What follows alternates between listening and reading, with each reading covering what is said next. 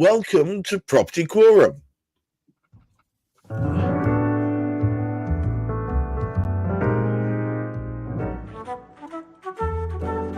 I'm afraid we're a little down today. No, not down in the mouth. We're just missing that. Never mind, eh? We'll sally forth or whatever that number is. We're going to be talking about, as ever, things that affect the property market. As usual, we're joined by stalwarts Chris Gilsenan of Route Home, Hamish McLay of Search Convey, and of course, special guest, very special because he's here with his very useful and specialist knowledge, Silas J. Lees of WigglyWam. You may have noticed him from such shows as Property Matters or Cladding Matters. Today, we're talking about the following proposition. With the fact that landlords seem to be exiting stage left and the renters' rights vastly improving via the new Renters' Right Act, how will that, in fact, impact, well, it rhymes, property and housing and the housing shortage? And of course, as per usual, I'm tossing mercilessly Hamish straight under the bus. Well, it's fortunate we have two experts who know much more about this than I today. However, it becomes very, very apparent to me that in a situation where we've experienced from the last government, they've been imposing quite significant difficulties. I say difficulties, they've been changing things around, which in a way is discouraging the number of landlords who were able to actually sort of participate in actually being able to purchase properties and let them out to people. Because this has been very, very helpful to the housing situation. Because of the desperate housing shortage, it is, if you like, private landlords have had to increase their prices, not because there's a shortage so much, but because because the number of houses are diminishing, and the imposition of the government, the previous government, was to make it much more expensive for them to be able to maintain such properties.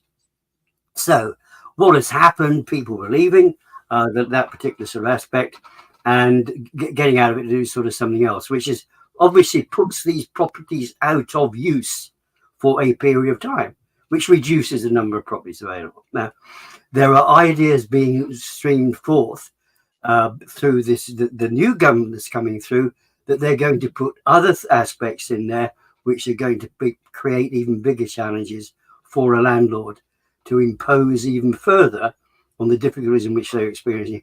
And I feel, I don't have the experience of our other two members discussing matters, but I do actually sort of feel that there's a big wedge being put in there now, and it is going to make it that little bit more difficult for landlords. And therefore, if there's more leaving, that puts more houses out of use for the time being, temporarily.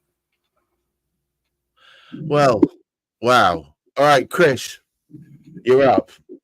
This is something you'll know more about this than pretty much anyone. Normally, I would have gone straight to Juliet about this time and say, what exactly will how will it affect us all legally? So I'm going to ask you a slightly different question. You're at the sharp end of the stick, right? And you and I have often mused about the extra stage left of so many people who were erstwhile landlords. In fact, in many ways, it's how you've increased your property, the amount of property under your control and you work with, because you kind of pick up their bits and turn them into something salient. How will this affect you, these changes, do you think? I think one of the politicians involved in the process actually said a really salient point, in that she said good landlords shouldn't have really anything to fear from this legislation. Now, personally, I'm not a fan of increasing regulation. I'm very much a believer in the open markets, and then let the markets decide what's right. But that's not the society that we really live in. And however, the impact of this bill, it could be quite positive on a number of reasons. So there's been talk about the overuse of Section 21, the no-fault evictions, for quite some time. So it'd be interesting to see that actually removed and provide some better security for tenants. I've been on both sides of that position before. As a tenant, you do feel somewhat that your home is potentially at risk at any point. So yeah, I understand the reasoning behind that, and obviously it's been talked about for the best part of 10 years. This legislation that's potentially soon to be imminent if they're really going to bring it in next year. There's some other great things in there as well. So there's looks like a revamp of the housing health and safety rating system. That's been under review.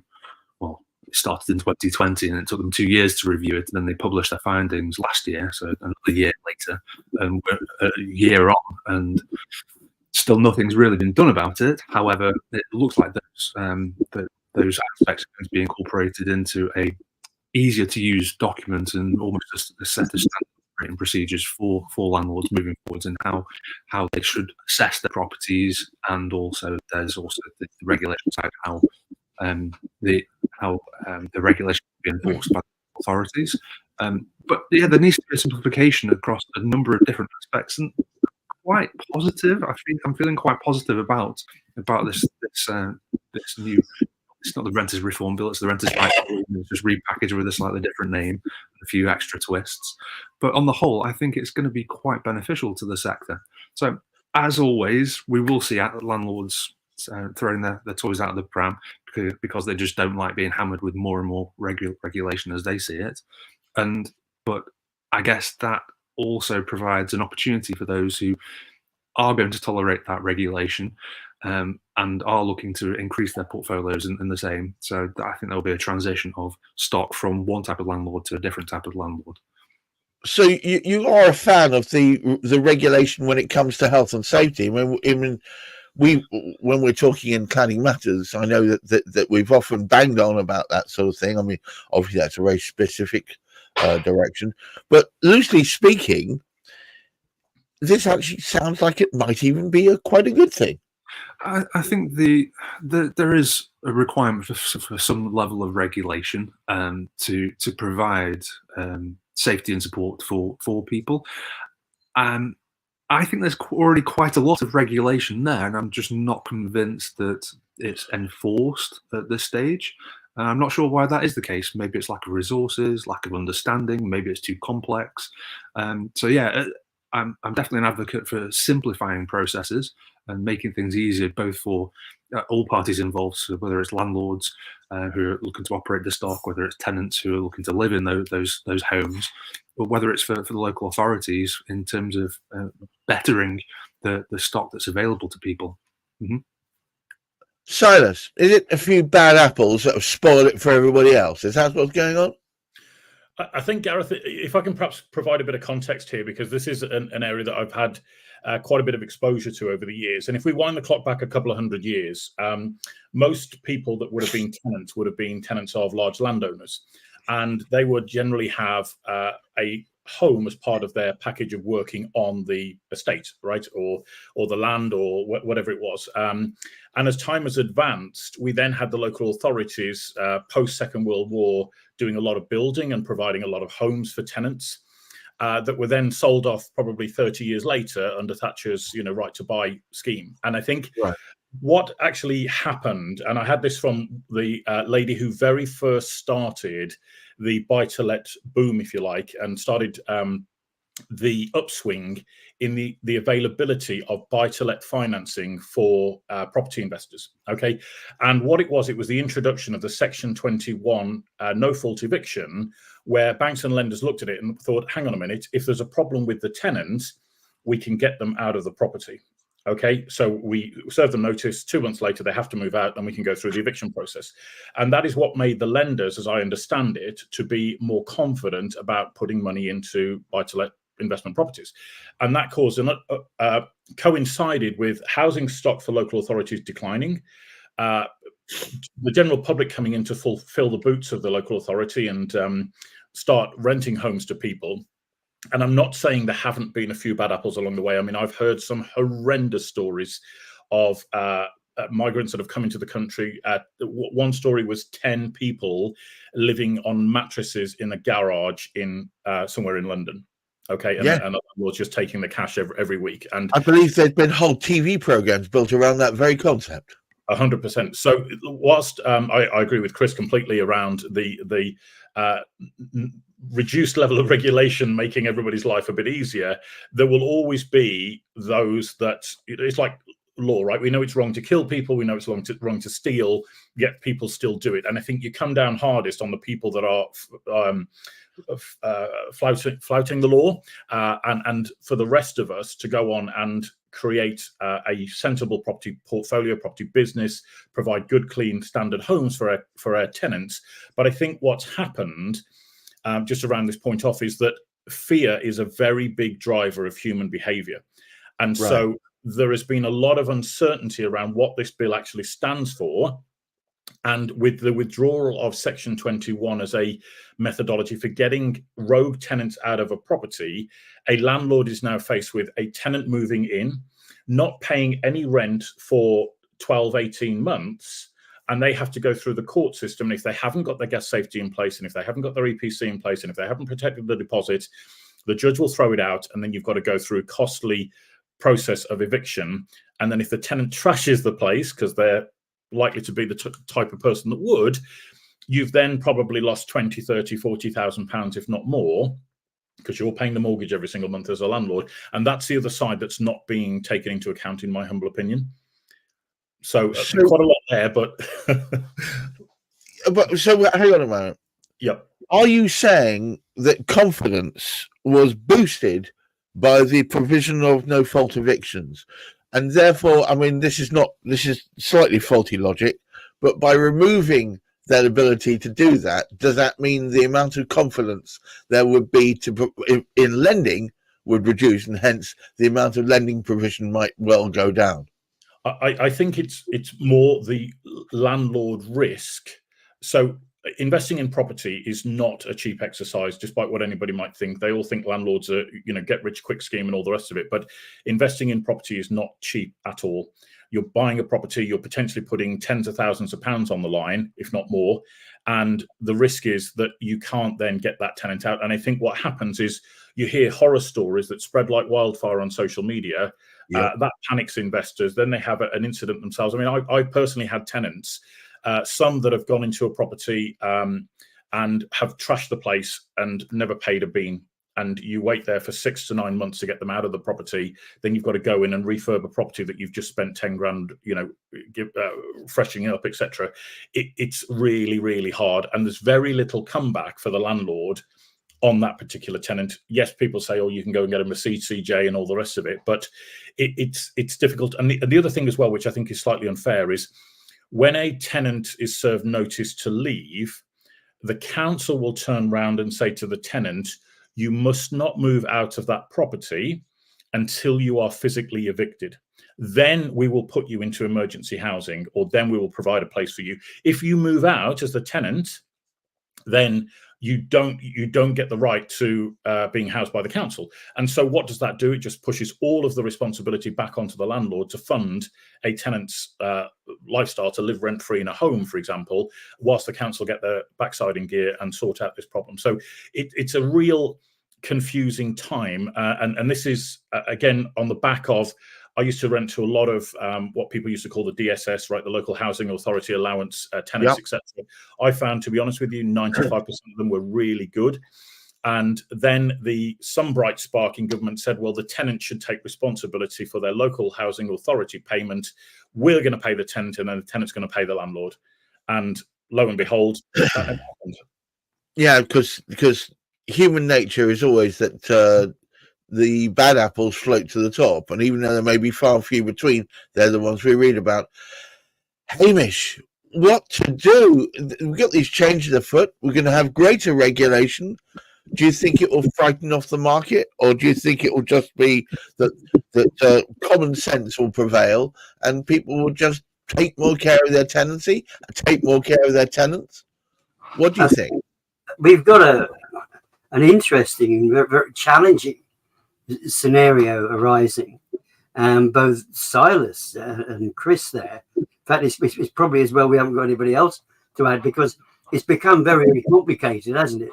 just with two of those different the experience of Silas. I mean, Chris will agree in part with what Silas has said about his experiences as well. But we have to try and find that there has to be a way out. The feeling that I've got a gut feeling. It's my feeling. It's an opinion. I do feel that we have a situation here. We had a government that couldn't make its mind up, and therefore the general public had to make its mind up and said, out you go. We didn't know what was actually sort of coming in. We've got inexperienced politicians actually coming in to start off with. We still have behind them, we must remember the civil servants. The civil servants support and help whatever the policies of the MPs might happen to be, or the government. So we've got the same people there that were there prior to the change, the same civil servants. Okay, they switched them around a bit. But I do actually feel with the way things were going, that there has been a decline.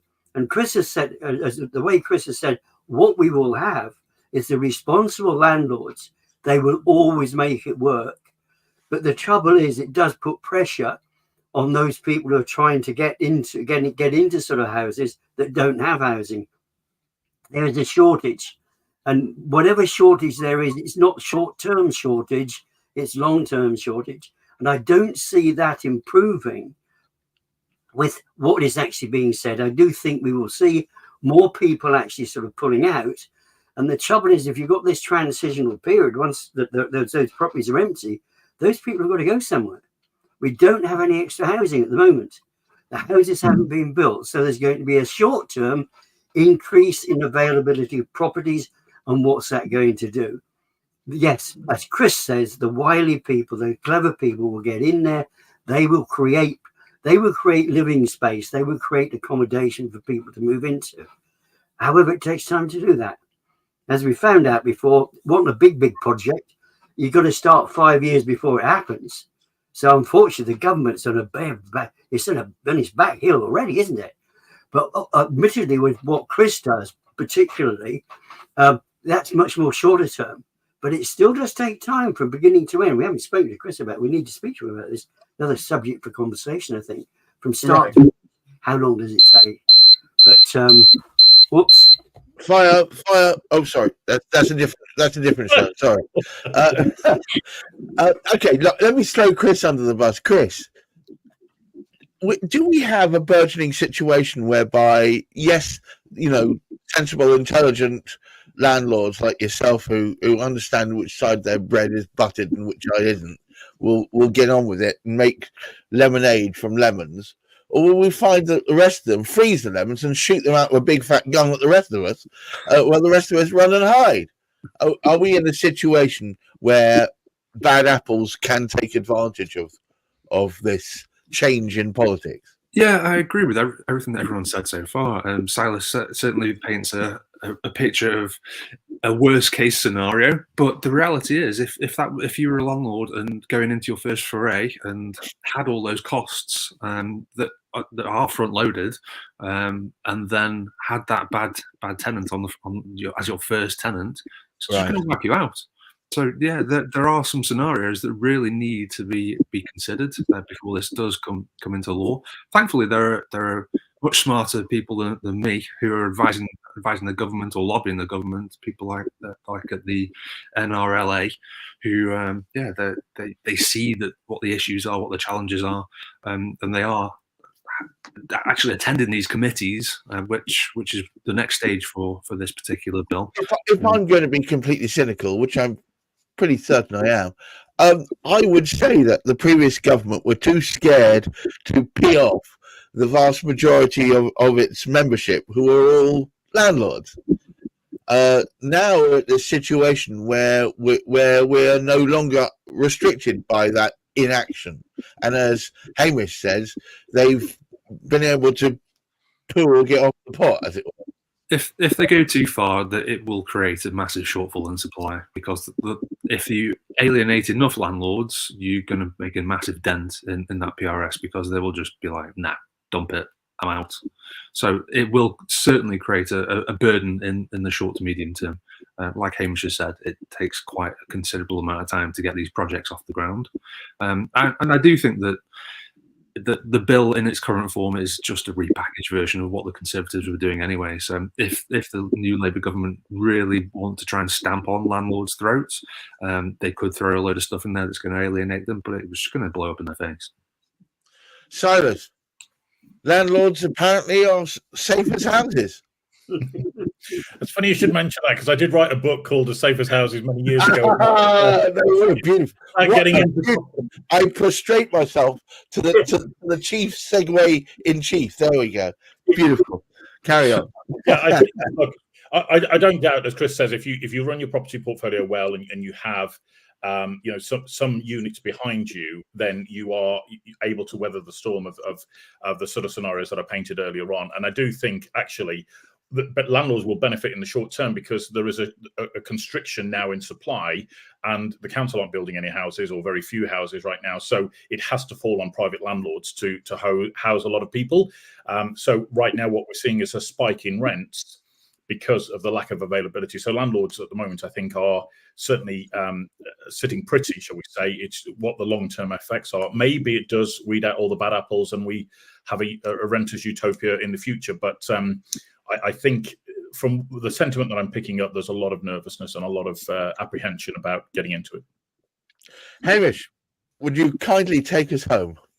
Well, I do think it's, let's be careful. Let's be careful. I think, I mean, both Chris and Silas have implied this as well. There is evidence there that landlords can actually get through this in many, many ways. I do think the big challenge is, of course, applying the diligence that's going to be required. They're going to be needing to look more carefully at the clients they're taking on board. And therefore, that will put pressure on some of these unfortunate people that do not have permanent housing at this particular sort of moment in time. So it is, whatever happens, we're going through this period. There are a shortage of properties, and it is costing landlords, because of the imposition of the previous government with taxation and sort of all the rest of it. It is costing landlords more and more. And of course, we've also got the increase that we did have lending rates. So it's one of those times. Let's be careful. Let's be careful. And I think showing the diligence which they can actually do what it does, it will actually put pressure on the housing market. Whatever happens, the pressure is there, and that's going to be there for a short time until this new government is able to release that pressure. It's not doing it at the moment. Well, look, what an interesting times we live in. I've got the refrain of ain't nothing going on but the rent going on in my head, and things, are they really changing, or is it just a repackage, as Chris says, of something that was there before with slightly shinier clothes? Who can tell? We will find out in the final analysis. It only remains for me to thank Hamish McLay, the person who set this thing up with me in the first place. It's Gilsenan of Route Home, our incredible Liverpudlian property developer, and Silas Lees, Wiggy Wham, the man who's sallying forth, or is it fifth, shield forward to try and help people make sense of this nonsense. All I can say is, if you keep your feet on the ground, I think it will come through. Just worrying that some of the more nefarious landlords might take advantage of this. I'm just worrying that some of the more nefarious tenants might take advantage of this. Watch out over the next few weeks and months. The saga will unfold. The soap story that is property housing and the property market, it will carry on giving as it's always done. Until next time, keep looking after yourselves and each other, and of course look after that mental health. Bye bye now.